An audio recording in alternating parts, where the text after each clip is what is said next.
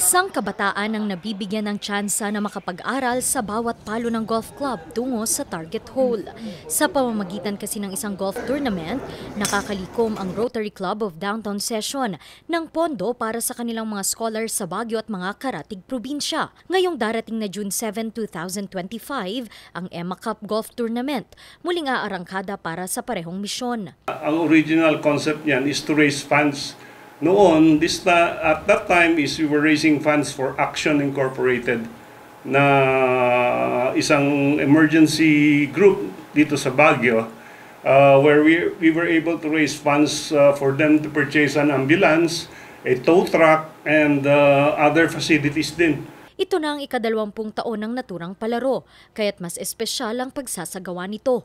Kaya't sa halip na Enero ganapin, inilipat ito ng buwan ng Hunyo para mas mapaghandaan at mapaganda ang naturang palaro. By way of tribute to our supporters, not only golfers but to all supporters of RCDS, we are raffling off a brand new car. Daan-daan ang target nilang manlalaro para sa taon. Makakatulong ka na, tapos pag nanalo ka din, edi ma-enjoy mo yung mapapanalunan.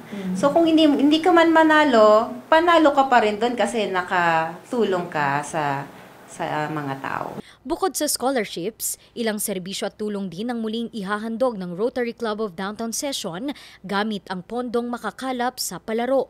Sa ilang dekada ng pagbibigay serbisyo ng grupo, malaking pagbabago ang kanilang naihahatid sa buhay ng bawat kabataan at residenteng kanilang natutulungan. Randy Guzman, RNG News.